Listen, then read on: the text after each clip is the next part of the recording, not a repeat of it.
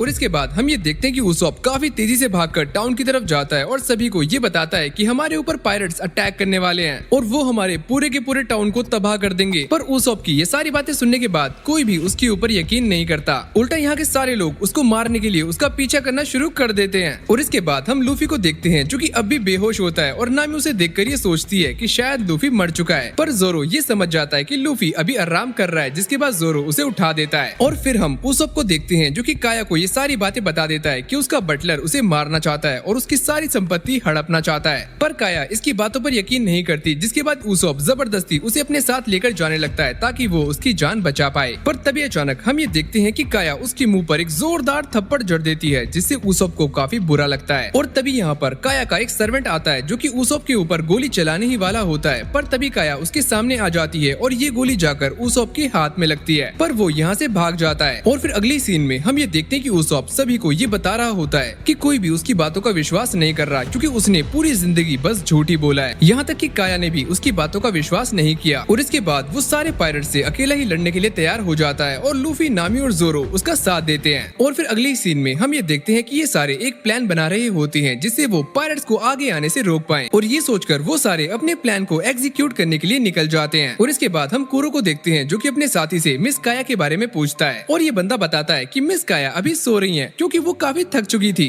तो इसलिए वो सो गई। और ये सुनने के बाद कुरो एक इविल स्माइल देता है, जिसके बाद वो अपने साथी को भी काफी गंदे तरीके से मार देता है। और इसके बाद कुरो मिस काया के पास जाता है और अपनी तलवारों को उसकी गर्दन पर रख देता है। और ये बंदा मिस काया को मारने ही वाला होता है। तभी ये अपने मन में सोचता है क्यों ना मैं इसे उस बंदे के सामने मारूं। और दूसरी तरफ हम ये देखते हैं कि जोरो और बाकी सभी ने टाउन के रास्ते में एक काफी बड़ा ट्रैप बिछा दिया होता है। और इसके बाद ये सारे पायरेट्स का इंतजार करना शुरू कर देते हैं, पर इंतजार करते करते सुबह हो जाती है, पर पायरेट्स यहाँ पर नहीं आते। पर तभी उसॉप को एक बात याद आती है कि टाउन के अंदर जाने का एक और रास्ता है। और उसॉप की ये सारी बातें सुनने के बाद नामी काफी ज्यादा डर जाती है और वो ये सोचती है कि हम सब भी इसी रास्ते से आए थे और वहाँ पर हमारी शिप और हमारा खजाना भी है जिसे वो चुरा सकते हैं। और ये सारी बातें सुनने के बाद लूफी उस जगह के लिए अकेला ही निकल जाता है। और जैसे ही नामी उसके पीछे जा रही होती है तो वो अपने ही ट्रैप में फंस जाती है। पर वो यहाँ से बाहर निकलने के लिए जोरो का सहारा लेती है और उसे ट्रैप के अंदर फंसा कर यहाँ से भाग जाती है। और ये देखकर जोरो को काफी ज्यादा गुस्सा आता है और वो ये बोलता है अरे यार इसको मैं नहीं छोड़ने वाला। और फिर अगली सीन में हम ये देखते हैं कि उसॉप उस जगह पर पहुंच जाता है और वो यहाँ पर अकेला ही होता है और इतने सारे पायरेट्स को अपने सामने देखकर उसकी फटने लगती है। पर इसके बाद भी वो हिम्मत जुटाता है और सभी से ये बोलता है कि तुम आगे मत आना, मेरे पास काफी सारे बंदे हैं, मैं तुम सबकी फाड़ दूंगा। पर ये सारे बंदे उसका मजाक समझ जाते हैं। पर तभी अचानक पीछे से एक बंदा बोलता है कि हमें वहाँ पर काफी सारा खजाना मिला है। और तभी उसॉप ये बोलता है कि वो खजाना मेरा है और मैं वो खजाना तुम्हें एक ही शर्त पर दे सकता हूँ, अगर तुम सारे ये आइलैंड छोड़कर चले जाओ। पर ये सारे बंदे उसॉप का ये झूठ भी समझ जाते हैं। और तभी यहाँ पर एंट्री होती है नामी की, जो कि आते ही उसॉप के एक जोरदार डंडा मारती है और वो आगे गिरता है और ये बोलता है कि तुमने मुझे क्यों मारा। तभी नामी ये बोलती है अरे वो मेरा खजाना है जिसे तू अपना बता रहा है ढक्कन। और इसके बाद ये दोनों बहस करना शुरू कर देते हैं। तभी कैप्टन जेंगो अपने साथियों से ये बोलता है कि वो सारे जाकर टाउन को तबाह कर दें। और ये ऑर्डर मिलने के बाद सारे के सारे पायरेट्स आगे जाने के लिए तैयार हो जाते हैं, जिसके बाद उसॉप और नामी उनके रास्ते में काफी सारे निंजा स्टार्स बिछा देते हैं जिससे वो आगे ना जा पाए। और दूसरी तरफ हम जोरो को देखते हैं जो कि इस ट्रैप से बड़ी मुश्किल से बाहर निकलता है। और यहाँ पर उसॉप और नामी सारे के सारे पायरेट्स का सामना कर रहे होते हैं, पर वो सारे ट्रैप्स को तोड़कर आगे बढ़ने लगते हैं। और जैसे ही उसॉप उन सबको रोकने के लिए पीछे जा रहा होता है तभी वो ये देखता है कि नामी ने पीछे भी काफी सारे निंजा स्टार्स बिछाए हुए हैं और ये दोनों यहीं फंस जाते हैं। लेकिन तभी अचानक हम ये देखते हैं कि पीछे से एक पायरेट उसॉप के ऊपर एक काफी खतरनाक अटैक करता है जिससे उसॉप का जबड़ा तक हिल जाता है। पर इतना होने के बाद भी वो बंदा हार नहीं मानता और उस पायरेट का पैर पकड़ लेता है और ये बोलता है प्लीज उस टाउन को छोड़ दो।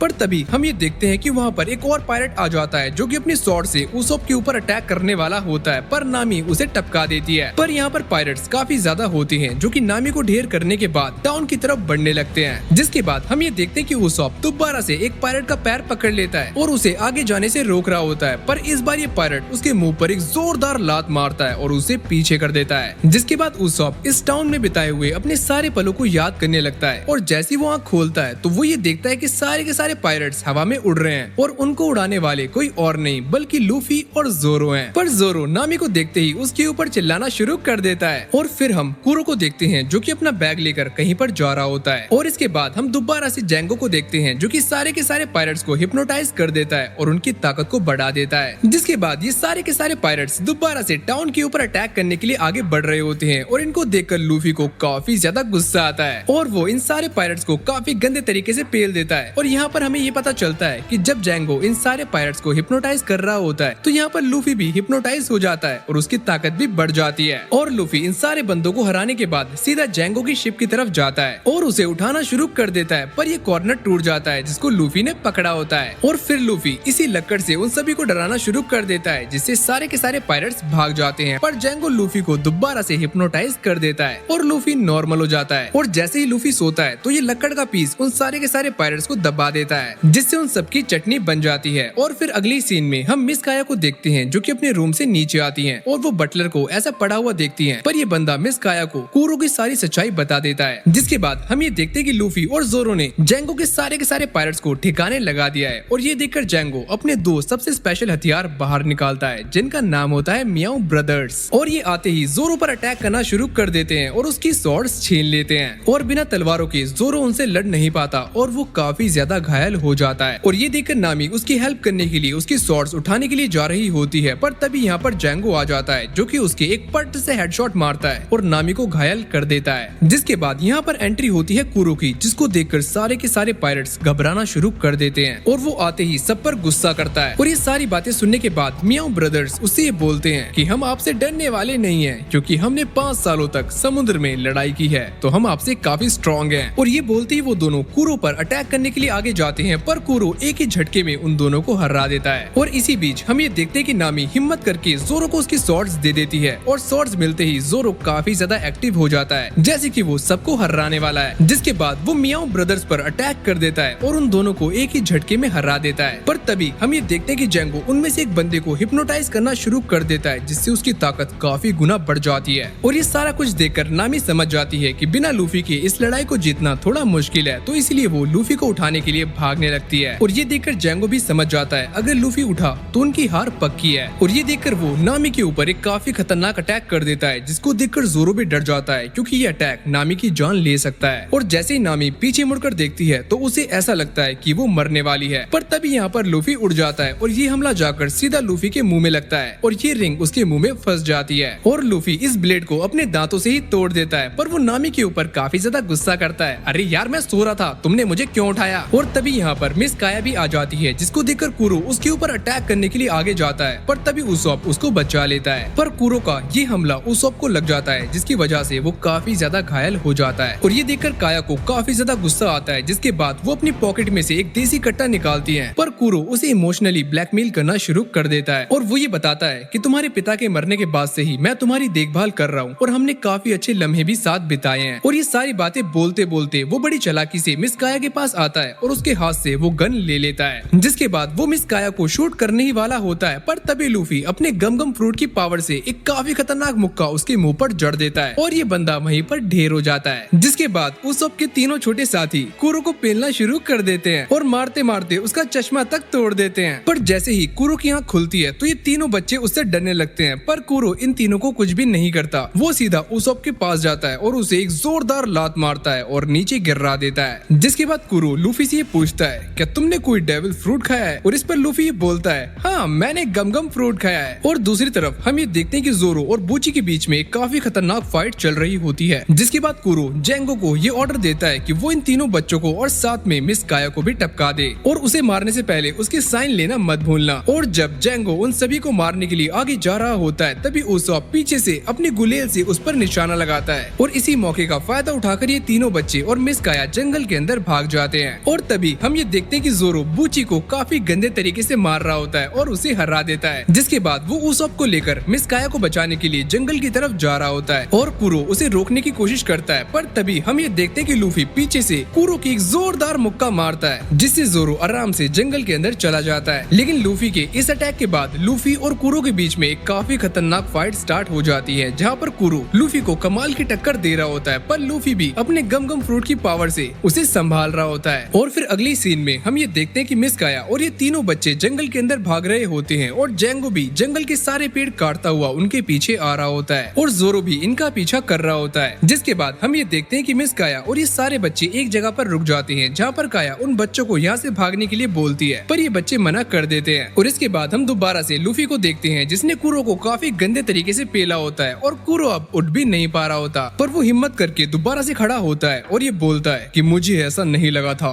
कि एक छोटा बच्चा इतना ज्यादा स्ट्रॉन्ग होगा। और यहाँ पर कुरो लूफी को मारने के साथ साथ अपने साथियों और जेंगो को भी मारने की बात करता है ताकि उसका राज ही रहे। और कुरो की ये सारी बातें सुनने के बाद लूफी उससे बोलता है, अरे यार तू कितना बकवास कैप्टन है, तुझसे अच्छा कैप्टन तो उसॉप है। और ये सुनकर कुरो को काफी ज्यादा गुस्सा आता है, जिसके बाद लूफी उसे ये बताता है कि मैं नहीं जानता कि वो बंदा ताकत में तुमसे ज्यादा स्ट्रॉन्ग है या फिर नहीं, पर उसकी लीडरशिप तुमसे ज्यादा अच्छी है। और ये बोलने के बाद लूफी अपने गम फ्रूट की पावर दिखाता है और अपने हाथ को लंबा करने के बाद कुरो को चट्टान में देकर मारता है। पर जैसे ही कुरो इस चट्टान से बाहर निकलता है तो वो अपनी अब तक की सबसे खतरनाक टेक्निक का इस्तेमाल करना शुरू कर देता है, जिसको देखकर उसके क्रू के सारे बंदे घबराना शुरू कर देते हैं, क्योंकि इस टेक्निक से ये पूरी जगह तबाह हो सकती है। लेकिन तभी हम ये देखते हैं कि कैप्टन कुरो अपनी इस टेक्निक का इस्तेमाल करना शुरू कर देता है, जिसकी वजह से वो हवा की तेजी से अटैक कर पाता है और देखते ही देखते वो अपने सारे साथियों को मौत के घाट उतार देता है। पर लूफी को ये बात समझ नहीं आती कि आखिरकार कैप्टन कुरो कहाँ पर है। पर कुरो बार बार लूफी के ऊपर अटैक्स करता जाता है और उसके अटैक्स को बार बार झेलने के बाद लूफी थोड़े कंसंट्रेशन के साथ ये नोटिस करता है कि कुरो कैसे मूव कर रहा है। और यहाँ पर लूफी सही समय का इंतजार कर रहा होता है, जिसके बाद वो कुरो को पकड़ लेता है और पकड़कर सीधा जमीन में पटक देता है। और ये अटैक काफी ज्यादा खतरनाक होता है, पर इसके बाद भी कुरो दोबारा से खड़ा हो जाता है और ये बोलता है कि लूफी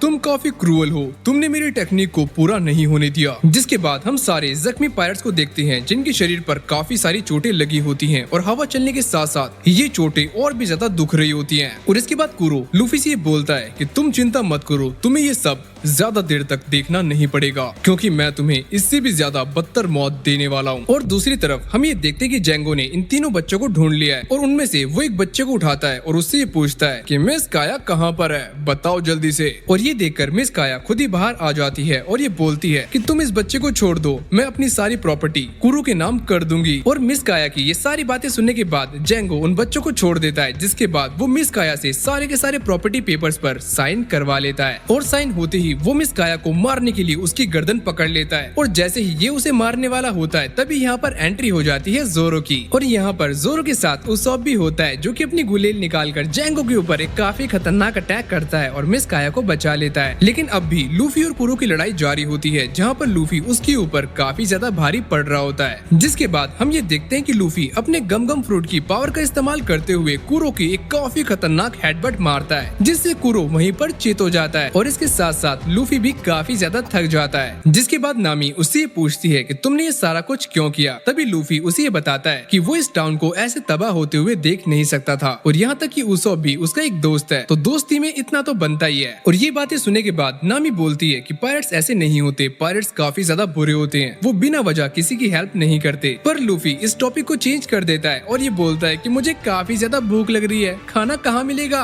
और फिर अगली सीन में हम ये देखते हैं कि जेंगो दोबारा से मिस काया को पकड़ लेता है और इस बार उसे बचाने के लिए ये तीनों बच्चे आते हैं, जो कि आते ही जेंगो के पिछवाड़े में शवल को घुसा देते हैं, जिससे उसे काफी ज्यादा दुख होता है और वो चिल्लाने लगता है और लात मारकर इन तीनों बच्चों को दूर फेंक देता है। और इसके बाद हम जोरो को देखते हैं, जो कि स्माइल करता हुआ जेंगो की तरफ बढ़ रहा होता है, जैसे कि वो आराम से जेंगो को हरा सकता है। पर तभी हम ये देखते हैं कि उसॉप अपनी गुलेल निकालता है और जेंगो के मुंह पर एक निशाना लगाता है, जिससे उसका 10 रुपए का चश्मा टूट जाता है और वो पटाख से नीचे गिर जाता है। और दूसरी तरफ लूफी ने भी कुरो को हराई दिया होता है। और फिर हम टाउन का सीन देखते हैं, जहाँ पर सभी लोग उसॉप का इंतजार कर रहे होते हैं, क्योंकि वो झूठ बोलने नहीं आया होता और उसके ना आने की वजह से ये टाउन काफी सूना सूना लगता है। और यहाँ पर हमें ये पता चलता है कि ये सारे टाउन के लोग उसॉप से काफी ज्यादा प्यार करते हैं। और इसके बाद हम उसॉप को देखते हैं, जो कि लूफी और उसके सारे साथियों को थैंक्स बोल रहा होता है उसके टाउन को बचाने के लिए। अगर वो नहीं होते तो ये टाउन नहीं बचता। और फिर वो अपने तीनों चेलों के पास जाता है और उनको भी थैंक्स बोलता है, क्योंकि उन्होंने भी इस फाइट के अंदर बराबरी का हिस्सा लिया है। और ये सारी बातें बोलते बोलते उसॉप अपने पुराने दिनों को याद करना शुरू कर देता है, जब वो पहली बार इन बच्चों से मिला था और कैसे उसने इनसे दोस्ती की थी और कैसे साथ मिलकर उन सभी ने ये पायरेट क्रू बनाया था।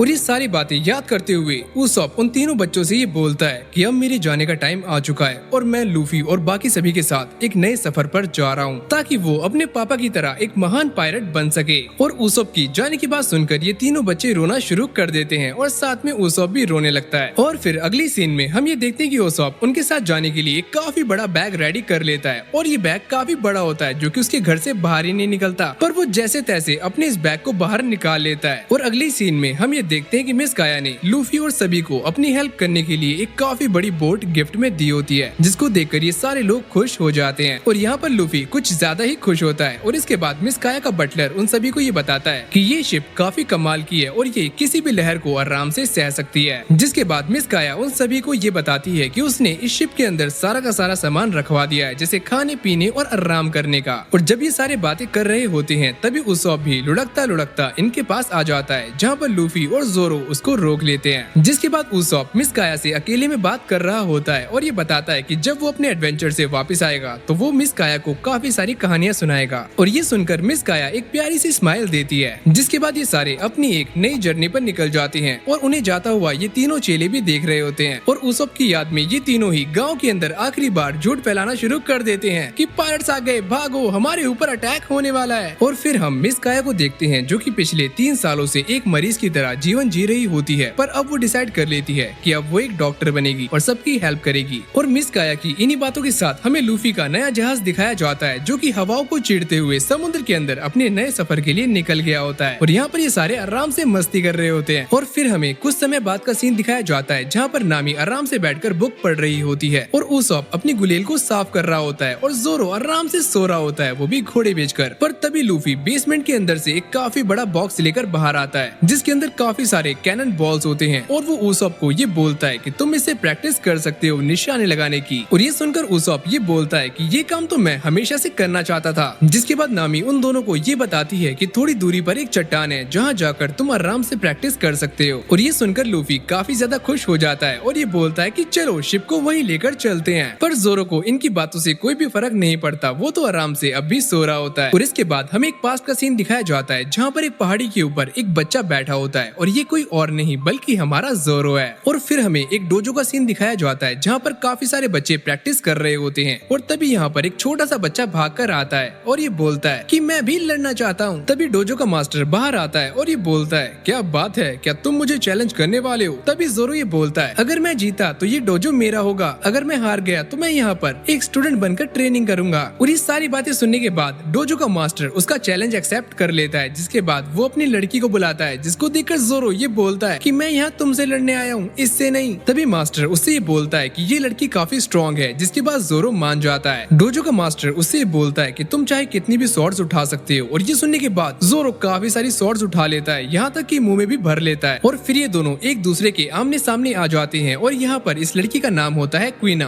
और इसके बाद हम ये देखते हैं कि जोरो उसके ऊपर 3 स्वॉर्ड स्टाइल से अटैक करता है पर वो हार जाता है। जिसके बाद जोरो दोबारा से 2 स्वॉर्ड्स का इस्तेमाल करता है पर यहाँ पर क्वीना उसे एक ही झटके में हरा देती है और नीचे गिरा देती है। और ये देखकर जोरो काफी ज्यादा गुस्से में होता है कि वो एक लड़की से कैसे हार सकता है। जिसके बाद डोजो मास्टर उसे यहाँ पर ट्रेनिंग करने के लिए रख लेते हैं और जोरो भी काफी ज्यादा हार्ड ट्रेनिंग करना शुरू कर देता है क्योंकि उसे ये बात दिल पर लग जाती है कि वो एक लड़की से कैसे हार सकता है। और ट्रेनिंग करते हुए क्वीना भी उसे देख रही होती है और ऐसे ही क्वीना उसे काफी बार हरा देती है और वो ये बोलती है कि वो कम से कम 2000 बार जीत चुकी है। पर तभी सारे बच्चे ये बोलते हैं कि जोरो कमजोर नहीं है। क्वीना बोलती है कि उसके पास 2 स्वॉर्ड्स हैं और वो मुझसे फिर भी हार रहा है। और ये बोलने के बाद क्वीना वहाँ से चली जाती है और जोरो भी अपने कपड़े साफ करके वहाँ से जाने लगता है और ये सोचता है कि मैं बार बार एक लड़की से कैसे हार रहा हूँ। और इसके बाद हम ये देखते हैं कि डोजो मास्टर किसी और मास्टर के साथ बात कर रहे होते हैं जहाँ पर ये बोलते हैं कि जोरो काफी स्ट्रॉन्ग हो चुका है। जिस पर डोजो मास्टर ये बोलते हैं कि वो अभी तक क्वीना के लेवल का नहीं हो पाया है। और इसके बाद ये दोनों डोजो को संभालने की बातें करना शुरू कर देते हैं कि ये डोजो जोरो को मिलना चाहिए क्योंकि जोरो लड़का है और क्वीना एक लड़की। पर क्वीना ये सारी बातें सुन लेती है और वो दरवाजा खोलकर अंदर आती है और ये बोलती है कि मैं सबसे स्ट्रॉन्ग स्वॉर्ड्समैन बनकर दिखाऊंगी।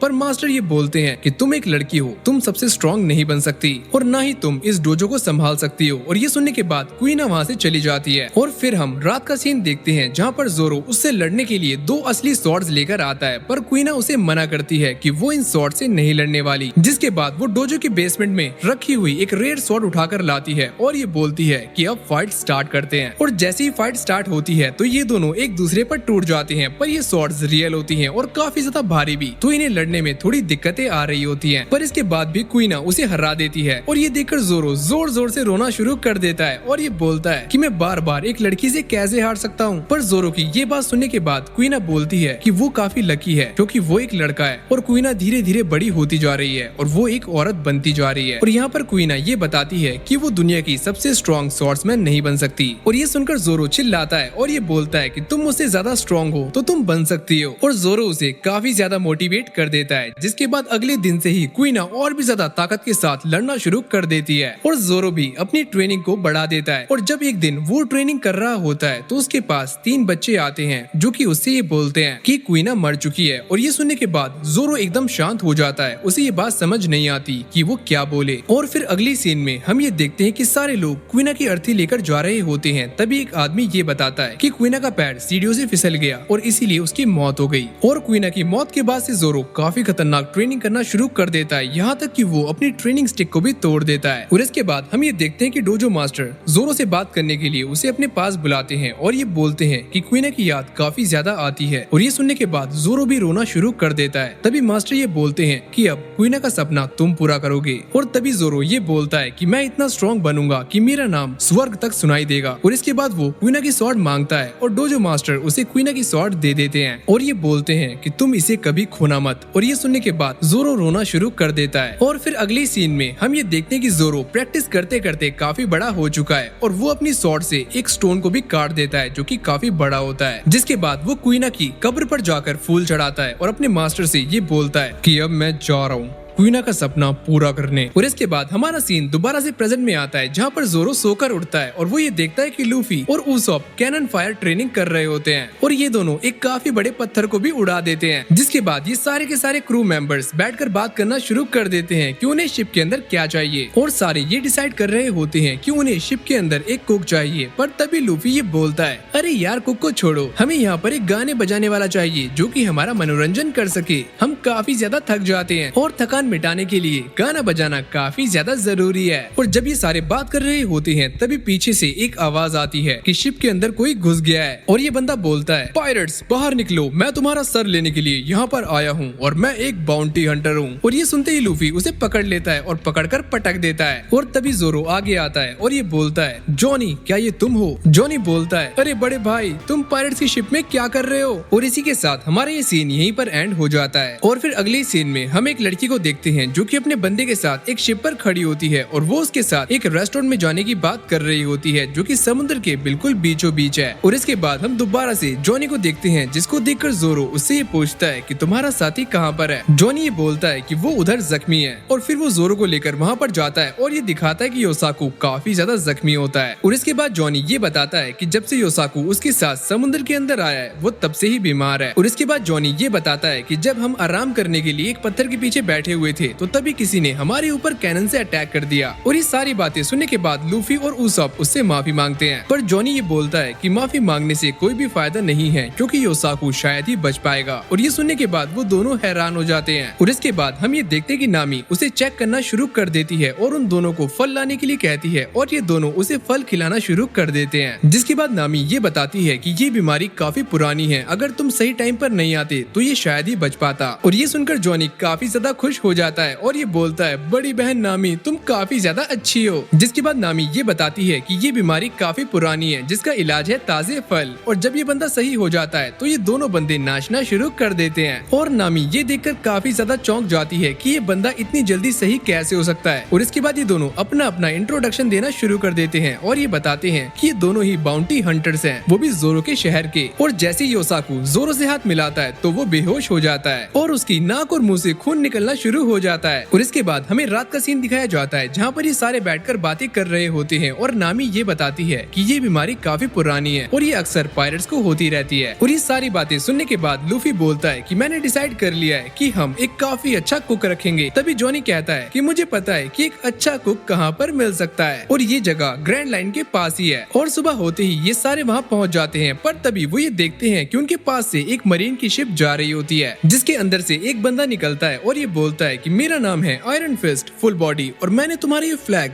पहली बार देखा है और ये बताओ इसका कैप्टन कौन है। तभी लूफी ये बोलता है, अरे यार मैं हूँ कैप्टन और मेरा नाम है मंकी द लूफी। और इसके बाद फुल बॉडी पीछे देखता है जहाँ पर वो जॉनी और युसाकू का मजाक बनाना शुरू कर देता है, जिसके बाद वो दोनों गुस्से में आकर ये दिखाना शुरू कर देते हैं कि उन्होंने कितने सारे पायरेट्स को मारा है। और जब ये सारे पोस्टर्स नीचे गिर जाते हैं तभी नामी उनमें से एक उठाकर ये पूछती है कि आखिरकार ये क्या है, जिस पर जॉनी ये बोलता है कि ये सारे बाउंटी पोस्टर्स हैं। पर तभी अचानक हम ये देखते हैं कि फुल बॉडी अपने साथियों से कहकर उनकी शिप पर अटैक करवा देता है, पर लूफी अपने डेविल फ्रूट की पावर का इस्तेमाल करते हुए इस अटैक को रोक लेता है। पर तभी लूफी का हाथ छूट जाता है और वो सीधा रेस्टोरेंट वाली शिप के अंदर जाकर गिरता है और यहाँ पर हेड शेफ को काफी ज्यादा चोट लग जाती है, जिसके बाद सारे लोग यहाँ पर इकट्ठे होने शुरू हो जाते हैं। पर हेड शेफ उन सभी को यहाँ से जाने के लिए कहता है और ये सारे लूफी को छोड़कर यहाँ से चले जाते हैं। और वो लूफी से ये बोलता है, अच्छा तो तुम हो जिसने मेरे ऊपर अटैक किया है। और ये सुनकर लूफी उससे माफी मांगना शुरू कर देता है। और जब लूफी ये देखता है कि उसकी एक टांग नहीं है तो लूफी काफी ज्यादा डर जाता है, जिसके बाद शेफ लूफी से इस नुकसान के पैसे मांगता है। पर लूफी बोलता है कि उसके पास पैसे नहीं है और शेफ कहता है कि उसे यहाँ पर काम करना होगा और लूफी उसकी बात मान लेता है। तभी शेफ ये बोलता है पूरे 1 साल। और ये सुनकर लूफी हैरान हो जाता है, जिसके बाद शेफ उसके मुंह पर एक जोरदार लात मारता है। और इसके बाद हम जॉनी और युसाकू को देखते हैं जो कि टूटी हुई शिप को रिपेयर कर रहे होते हैं। और जोरो भी ये सोच रहा होता है कि लूफी उन्हें समझा देगा कि ये उसकी गलती नहीं थी। और तभी हमें ये दिखाया जाता है कि फुल बॉडी अपनी लेडी के साथ खाना खा रहा होता है और एक बंदा उन्हें वाइन सर्व करता है और सारे लोग इन्हें ही देख रहे होते हैं क्योंकि ये एक मरीन वाला होता है। और इसके बाद हम दोबारा से लूफी को देखते हैं जो कि उसी शेफ से बात कर रहा होता है और ये कहता है कि मैं यहाँ पर बस 2 या 3 हफ्ते ही काम करूंगा। पर ये शेफ बोलता है कि तुम होते कौन हो ये डिसाइड करने वाले। और ये बोलने के बाद शेफ अपना चाकू निकाल लेता है और ये बोलता है अगर तुम्हें यहाँ से जाना है तो अपनी टांग यहाँ पर छोड़ कर जाओ। पर लूफी उसे मना कर देता है कि मैं अपनी टांग नहीं देने वाला और ये मेरी टांग है, कोई चिकन का लेग पीस थोड़ी है जो कि निकाल कर दे दूं।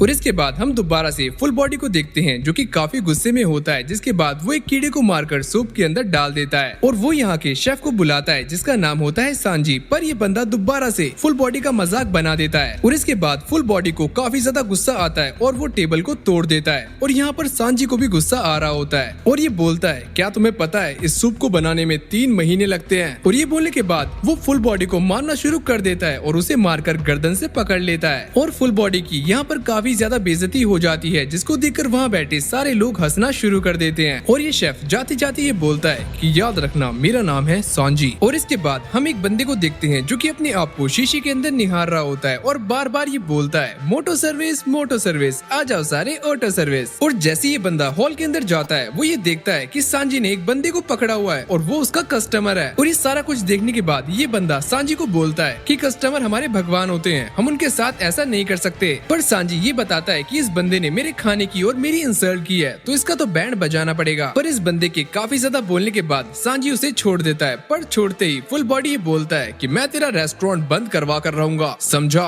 और ये सुनने के बाद सांजी का दिमाग और ज्यादा घूम जाता है और वो ये बोलता है खड़जा तेरी भैंस की टैट, अभी बताता हूँ तुझे। और ये सुनने के बाद सारे के सारे लोग उसे पकड़ना शुरू कर देते हैं। पर तभी अचानक हम ये देखते हैं कि लूफी और वो बड़ा वाला शेफ ऊपर से नीचे गिरते हैं और नीचे गिरते ही ये दोनों एक दूसरे पर इल्जाम लगाना शुरू कर देते हैं कि ये तूने किया है, नहीं तूने किया है। और इन सभी की बातों को सुनकर फुल बॉडी को ऐसा लगता है कि यहाँ पर तो सारे के सारे गैंगस्टर जैसे हैं। लेकिन तभी अचानक हम ये देखते हैं कि वहाँ पर भागते हुए एक मरीन का बंदा आता है और ये बोलता है कि हमने जिसे पकड़ा था वो पायरेट भाग चुका है। और ये सुनने के बाद फुल बॉडी काफी ज्यादा परेशान हो जाता है। पर तभी हम ये देखते हैं कि उस बंदे को पीछे से एक गोली लगती है और ये बंदा यहीं पर मर जाता है। और इसको मारने वाला एक छोटा सा लो लेवल का पायरेट होता है जो कि दिखने में एकदम सस्ता नशेड़ी लग रहा होता है। और ये बंदा आते ही टेबल के ऊपर बैठ जाता है और अपना ऑर्डर देता है। तभी उसके पास पैटी आता है और ये बोलता है कि क्या लोगे सर जी। पर जब पैटी उससे पैसों के बारे में पूछता है तो ये बंदा उसके ऊपर बंदूक तान देता है। और ये देखकर पैटी समझ जाता है कि ये बंदा डरा धमकाकर खाना खाना चाहता है। तभी पैटी उसके ऊपर एक जोरदार मुक्का मारता है और टेबल भी तोड़ देता है। और इसके बाद वो इसे उठाकर बाहर फेंक देता है और ये बंदा काफी ज्यादा भूखा होता है। पर तभी हम ये देखते हैं कि कोई इसके सामने एक खाने की प्लेट रख देता है जिससे इसे थोड़ा अच्छा लगता है। पर ये बंदा खाना खाने से मना कर देता है क्योंकि ये एक पायरेट है और पायरेट ऐसे खाना नहीं खाते। और सांजी इसके लिए ये खाना लेकर आया होता है और उसके काफी ज्यादा बोलने के बाद ये बंदा खाना खाना शुरू कर देता है और ये बोलता है कि सच में ये खाना काफी अच्छा है और खाने के लिए थैंक यू। और ये सारा कुछ लूफी ऊपर खड़ा हुआ देख रहा होता है, जिसके बाद वो सांजी को अपने क्रू में शामिल होने के लिए बोलता है पर सांजी रिफ्यूज कर देता है। और फिर हम इस बंदे को देखते हैं जिसने पूरा खाना खा लिया होता है और इसके बाद लूफी सांजी के पास बैठकर उसे अपने क्रू और शिप के बारे में सारा कुछ बताना शुरू कर देता है। और ये सारी बातें सुनने के बाद सांजी उसे ये बताता है कि हमारा जो शेफ है वो भी एक टाइम पर काफी खतरनाक पायरेट रह चुका है और वो अपनी शिप से काफी ज्यादा प्यार करता है और हम सब मास्टर शेफ की काफी ज्यादा इज्जत करते हैं। पर लूफी सांजी को बार बार फोर्स करता है कि वो उसके क्रू में शामिल हो जाए, पर सांजी मना करता रहता है और इसके बाद लूफी उसके साथ जबरदस्ती करना शुरू कर देता है और ये दोनों आपस में टकराने लगते हैं, जिसको देखकर ये नशेड़ी लूफी से पूछता है कि तुम एक पायरेट हो तो तुम्हारा गोल क्या है। तभी लूफी बताता है कि वो सारे पायरेट्स का किंग बनना चाहता है, वो भी ग्रैंड लाइन से। और ये सुनने के बाद इस नशेड़ी के होश उड़ जाते हैं क्योंकि एक छोटा सा बच्चा ग्रैंड लाइन में जाना चाहता है। और इसके बाद हम ये देखते हैं कि ये बंदा सांजी को थैंक यू बोलने के बाद वहाँ से निकल जाता है। और इसके बाद हम लूफी को देखते हैं जिसने वेटर के कपड़े पहन लिए होते हैं और वो ये बोलता है कि मेरा नाम है मंकी डी लूफी। और ये बोलने के बाद वो काम करने चला जाता है और लूफी जो भी काम कर रहा होता है वो सारे काम उल्टे पुल्टे कर देता है, यहाँ तक कि वो काफी सारे बर्तनों को भी तोड़ देता है, यहाँ तक कि वो कभी भी कहीं से भी खाना खा लेता है, जिसको देखकर सारे लोग परेशान हो रहे होते हैं। और इसके बाद पैटी उसे पकड़ लेता है और ये बोलता है भाई एक काम कर, तू बस ऑर्डर लिख के ला, समझा, और कुछ मत कर यहाँ पर। और जब लूफी नीचे जाता है वो ये देखता है कि उसका पूरा का पूरा क्रू यहाँ पर बैठकर खाना खा रहा होता है बिना उसके, जिसको देखकर उसे काफी ज्यादा गुस्सा आता है। और ये सारा कुछ सांजी भी देख रहा होता है, जिसके बाद वो नामी को देखता है और उसके पास जाकर उसके साथ फ्लर्ट करना शुरू कर देता है। अरे यार तुम कितनी सुंदर हो, मैंने तुम्हारी जितनी सुंदर लड़की आज तक नहीं देखी। और सांजी की ये हरकत देखने के बाद एक बात तो साफ हो जाती है कि ये बंदा बाहर से कड़क और अंदर से एक नंबर का ठरकी है। और फिर अगली सीन में हम ये देखते हैं कि ये कमजोर पायरेट सांजी के बारे में अपने कैप्टन को बता रहा होता है और ये सुनकर वो ये कहता है कि मुझे भी वहाँ पर लेकर चलो, मुझे भी उससे मिलना है। और इसके बाद हम दोबारा से लूफी को देखते हैं जो कि अपना वेटर का काम कर रहा होता है और शिप का कचरा लेकर बाहर जा रहा होता है। लेकिन तभी उसकी नजर एक काफी बड़ी शिप पर पड़ती है, जिसको देखकर यहाँ के सारे लोग घबराने लगते हैं। और ये शिप सच में काफी ज्यादा बड़ी होती है, जिसको देखकर सभी को इस बात का अंदाजा हो जाता है कि ये शिप डॉन क्रिक की है। और इसके बाद हम ये देखते हैं कि क्रिक इस रेस्टोरेंट के अंदर आता है और वो काफी ज्यादा गुस्से में होता है और इसको देखकर सारे लोग डर रहे होते हैं। पर तभी क्रिक एक लाचार आवाज में ये बोलता है कि मुझे याद नहीं है कि मैंने आखिरी बार खाना कब खाया था। और इसके बाद वो यहाँ पर खाना मांगता है, जिसको देखकर पैटी काफी जोर जोर से हंसता है और वो क्रिक को खाना देने से मना कर देता है, जिसके बाद क्रिक उसके सामने बैठ जाता है और खाना मांगता है। पर पैटी इस बार भी उसे मना कर देता है। और ये सारी बातें सुनने के बाद सांजी पैटी के मुंह पर एक जोरदार अटैक करता है और क्रिक को खाना दे देता है। और जैसे ही क्रिक खाना खा रहा होता है तभी पीछे से एक आवाज आती है और वो बंदा ये बताता है कि ये बंदा ऐसे ही करता है, ये पहले बंदों से सिंपैथी लेता है और बाद में उनके ऊपर हमला करता है। और तभी हम ये देखते हैं कि जैसे ही क्रिक खाना खा लेता है तभी वो सांजी के ऊपर एक जोरदार अटैक करता है और ये देखकर उसका साथी घबराने लगता है और वो क्रिक से ये पूछता है कि तुम ये क्या कर रहे हो। पर तभी क्रिक उसको पकड़ लेता है और उसके हाथ की सारी हड्डियां तोड़ देता है। और इसके बाद क्रिक उन सभी को अपने पूरे के पूरे क्रू के लिए खाना बनाने के लिए बोलता है, वरना वो इस शिप को तबाह कर देगा और इस जगह के सारे बंदों को तड़पाकर मारेगा। और ये सारी बातें सुनकर वहाँ के सारे लोग घबरा जाते हैं, जिसके बाद हम एक बंदे को देखते हैं जो कि क्रिक के ऊपर गोली से अटैक करता है और ये गोली क्रिक को लग भी जाती है। पर इस बंदे को कुछ भी नहीं होता क्योंकि इसने पूरा का पूरा एक मेटल का आर्मर पहना होता है। जिसके बाद वो अपनी गन निकालकर वहाँ पर खड़े काफी सारे बंदों को शूट कर देता है और ये बोलता है कि देखा मेरी बात ना मानने का नतीजा, और अगर तुमने खाना नहीं बनाया तो मैं यहाँ पर सभी बंदों को जान से मार दूंगा। लेकिन तभी अचानक हम ये देखते हैं कि यहाँ पर शेफ आ जाते हैं, जिसको देखकर क्रिक काफी ज्यादा डर जाता है और ये बोलता है कि तुम तो रेड लेग हो ना। और इसके बाद हमें ये बताया जाता है कि जेफ को रेड लेग इसलिए कहा जाता है क्योंकि अगर ये बंदा किसी के एक लात मार दिया करता था तो वो खून से लथपथ हो जाता था और यहाँ तक कि उसकी मौत भी हो जाती थी। और इसके बाद क्रिक थोड़ा नॉर्मल हो जाता है और उससे ये बोलता है कि अब तो तुम्हारे पास लेग नहीं है तो तुम मेरा कुछ नहीं बिगाड़ सकते। और यहाँ पर क्रिक जेफ से पूछता है कि तुमने बिना चोट खाए ग्रैंड लाइन को पार कैसे किया, मुझे भी बताओ। और ये सारी बातें सुनने के बाद लूफी को भी जेफ के अंदर इंटरेस्ट होना शुरू हो जाता है क्योंकि ये बंदा ग्रैंड लाइन को पार करके आया है, वो भी बिना चोट खाए। और इसके बाद क्रिक ये बता रहा होता है कि वो वन पीस को ढूंढने के बाद सारे पायरेट्स का किंग बन जाएगा। और ये सुनने के बाद लूफी भी जोश में आ जाता है और ये बोलता है कि तुमसे पहले मैं ग्रैंड लाइन जाकर वन पीस को ढूंढ लूंगा और बन जाऊंगा the king of the pirates. और ये सुनने के बाद क्रिक को काफी ज्यादा गुस्सा आ जाता है और वो ये बोलता है क्या तुमने वन पीस को मजाक समझा है। और लूफी भी इस बंदे से लड़ने के लिए तैयार हो जाता है और ये बोलता है कि मैं एक दिन तुम्हें हराकर वन पीस को ढूंढ ही लूंगा। और इसके बाद ये दोनों एक दूसरे से लड़ने के लिए तैयार हो जाते हैं और यहाँ पर जोरो भी अपनी स्वॉर्ड बाहर निकाल लेता है और वो लूफी से उसकी हेल्प करने के लिए पूछता है क्या तुम्हें मेरी हेल्प चाहिए। और दूसरी तरफ हम नामी को देखते हैं जो कि एक वांटेड का पोस्टर लेकर कुछ सोच रही होती है और इसके बाद हम सांजी को देखते हैं जो कि ये सारा कुछ देखने के बाद काफी ज्यादा गुस्से में आ जाता है और वो ये बोलता है कि अगर कोई हमारे शिप को नुकसान पहुंचाएगा तो मैं उसे जान से मार दूंगा। और इसके बाद लूफी उस पायरेट से ये पूछता है अगर तुम इतने बड़े पायरेट क्रू में हो तो तुम्हें खाने के लाले क्यों पड़ रहे हैं। और इसके बाद ये बंदा बताता है कि जब हम पहली बार ग्रैंड लाइन के अंदर एंटर हुए तो हम काफी ज्यादा जोश में थे, पर वहाँ पर हमें एक पायरेट मिला जो कि बहुत ज्यादा खतरनाक था और उसने अपने एक ही अटैक से हमारे काफी सारे बंदों को मौत के घाट उतार दिया। और इस बंदे के डर से पूरा का पूरा समुद्र थर थर कांप रहा था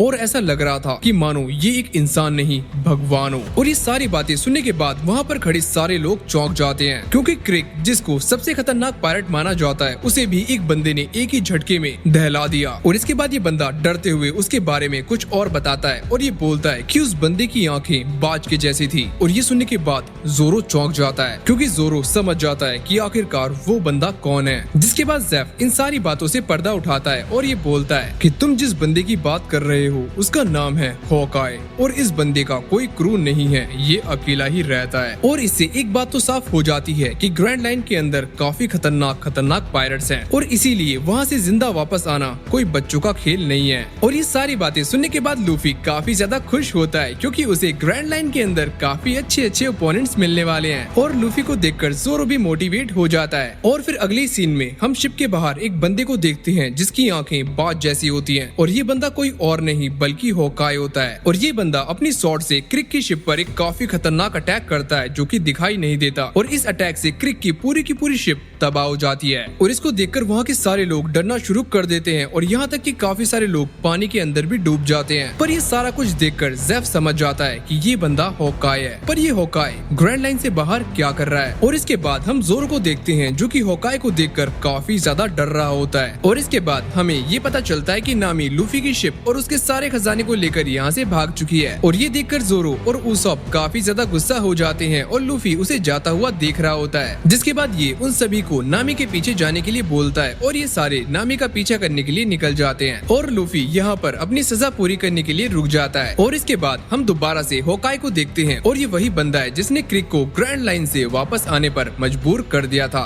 और फिर हमारा सीन वहीं से शुरू होता है जहाँ पर हॉकाई ने क्रिक की शिप को पूरा तबाह कर दिया था और सारे के सारे लोग उससे डर रहे थे। और इसी डर की वजह से क्रिक के साथी उसके ऊपर गोलियों से हमला कर देते हैं, पर हॉकाई उनकी गोलियों को आराम से डाइवर्ट कर देता है। और ये देखकर सारे के सारे पायरेट्स घबराने लगते हैं। उन्हें ये बात समझ नहीं आती कि हॉकाई ने कितनी तेजी से उनकी गोलियों की दिशा बदल दी। जिसके बाद जोरो पीछे से ये बोलता है कि तुम इस बंदे का कुछ नहीं बिगाड़ सकते। और इसके बाद वो आगे आता है और हॉकाई से बात करने की कोशिश करता है और ये बताता है कि उसका सपना रहा है कि वो हॉकाई से लड़े। और यहाँ पर जोरो ये बताता है कि वो समुद्र के अंदर इसीलिए आया है ताकि वो हॉकाई से लड़ सके और वो उसे लड़ने के लिए चैलेंज करता है। और ये सारी बातें सुनने के बाद हॉकाई उससे ये पूछता है कि तुम्हारा गोल क्या है। तभी जोरो ये बोलता है कि मैं इस दुनिया का सबसे बड़ा स्वॉर्ड्समैन बनना चाहता हूँ। और ये सुनने के बाद हॉकाई उससे लड़ने के लिए तैयार हो जाता है और यहाँ पर जोरो भी अपने स्टाइल में आ जाता है। और इसके बाद हॉकाई अपने गले में से एक लॉकेट निकालता है जिसके अंदर एक छोटी सी तलवार होती है और वो इसी से लड़ने वाला है। और वो ये कहता है कि मुझे एक चूहे को हराने के लिए अपनी तलवार बाहर निकालने की जरूरत नहीं है।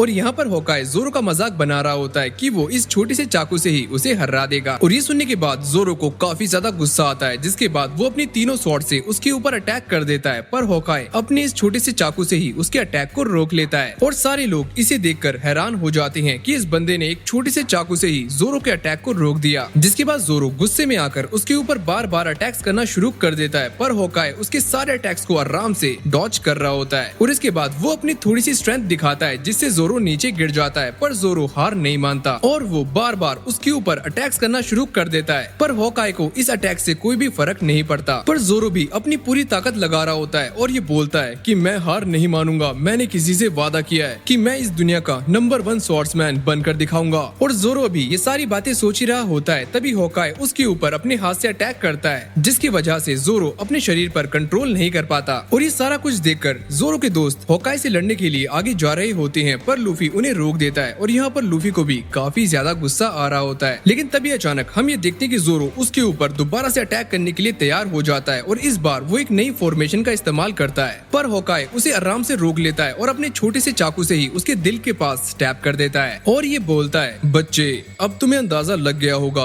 कि तुम्हारे और मेरे बीच में कितना लेवल डिफरेंस है और फिर भी तुम मुझसे लड़ना क्यों चाहते हो। जिस पर जोरो ये बोलता है कि मैंने किसी से वादा किया है कि मैं इस दुनिया का नंबर 1 स्वॉर्ड्समैन बनकर दिखाऊंगा, तो इसीलिए मैं गिव अप नहीं करने वाला, चाहे मेरी जान भी क्यों ना चली जाए। और जोरो की ये सारी बातें सुनने के बाद हॉकाई अपनी सबसे खतरनाक स्वॉर्ड को बाहर निकाल लेता है, जिससे वो बस खतरनाक लोगों से लड़ता है और वो जोरो के साथ इस स्वॉर्ड से लड़कर उसे रिस्पेक्ट देना चाहता है। और यहाँ पर जोरो भी उसे लड़ने के लिए तैयार हो जाता है। और इस वक्त जोरो के सामने इस दुनिया का सबसे खतरनाक स्वॉर्ड्समैन अपनी सबसे खतरनाक तलवार के साथ खड़ा हुआ है। और तभी अचानक हम ये देखते हैं कि ये दोनों एक दूसरे के ऊपर बिजली की रफ्तार से अटैक कर देते हैं। और शुरू में ये बात पता नहीं चलती कि इन दोनों में से जीता कौन है, लेकिन फिर हम ये देखते हैं कि जोरो की स्वॉर्ड्स टूट जाती हैं और उसकी बॉडी से खून निकलना शुरू हो जाता है, जिससे एक बात तो साफ है कि हॉकाई ने उसे हरा दिया है, वो भी काफी आराम से। पर जोरो अब भी उससे हारा नहीं होता और वो उससे लड़ने के लिए दोबारा से खड़ा हो जाता है, जिसको देखकर हॉकाई काफी ज्यादा चौंक जाता है और ये बोलता है कि तुम अभी तक भागे क्यों नहीं, और तुम जानते हो ना कि मैं तुम्हें जान से मार दूंगा। तभी जोरो ये बोलता है कि मैं गिव अप नहीं करूंगा, चाहे तुम मुझे जान से क्यों ना मार दो, मैं भागने से अच्छा तुम्हारे हाथों मरना पसंद करूंगा। और ये सुनते ही हॉकाई उसके ऊपर अपनी स्वॉर्ड से एक काफी खतरनाक अटैक करता है और एक ही अटैक से जोरो के ऊपर काफी बड़ा घाव लग जाता है और वो सीधा पानी में गिर जाता है। और ये देखकर लूफी को काफी ज्यादा गुस्सा आता है, जिसके बाद वो हॉकाई के ऊपर अटैक कर देता है, पर हॉकाई उसके अटैक से आराम से बच जाता है। और इसके बाद ये लूफी को बताता है कि इसने जोरो को जान से नहीं मारा, इसने बस जोरो के ऊपर एक काफी बड़ा कट लगा दिया है ताकि जोरो ना लड़े। अगर वो ऐसा नहीं करता तो जोरो लड़ते लड़ते मर जाता। और इसके बाद हॉकाई जोरो को देखकर ये बोलता है कि तुमने मुझे काफी ज्यादा इम्प्रेस कर दिया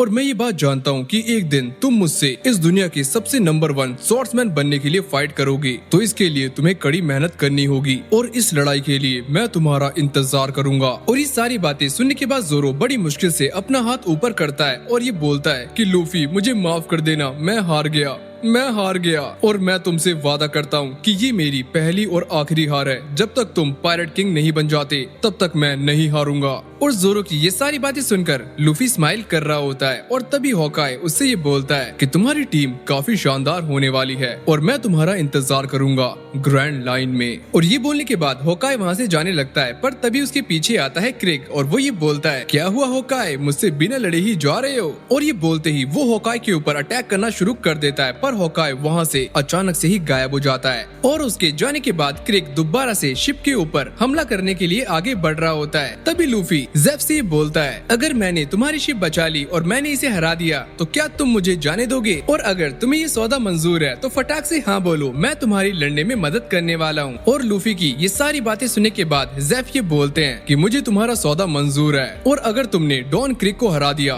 तो तुम यहाँ से अपने पूरे के पूरे क्रू के साथ वापस जा सकते हो। और ये सुनने के बाद लूफी उससे लड़ने के लिए एकदम तैयार हो जाता है। तो इसी के साथ हमारी वन पीस की सीरीज का सेकंड पार्ट यहीं पर एंड हो जाता है। और अगर आपको ये वाली वीडियो अच्छी लगी हो तो वीडियो को लाइक करके चैनल को सब्सक्राइब जरूर से कर लेना। और अगर आपने इस सीरीज का पहला पार्ट नहीं देखा तो उसका लिंक आपको नीचे डिस्क्रिप्शन में मिल जाएगा, या फिर आप जाकर प्लेलिस्ट में भी चेक कर सकते हो। और आपको इस वीडियो में सबसे अच्छा पार्ट या फिर कैरेक्टर कौन सा लगा मुझे नीचे कमेंट जरूर से करना। बाकी आप हमसे बात करने के लिए हमें इंस्टाग्राम और टेलीग्राम पर भी ज्वाइन कर सकते हो, सभी के लिंक्स नीचे डिस्क्रिप्शन में है। तो इसी के साथ वीडियो को एंड करते हैं, बाकी मैं मिलता हूँ आपसे नेक्स्ट वीडियो में, तब तक के लिए okay take care, good bye and keep watching one piece.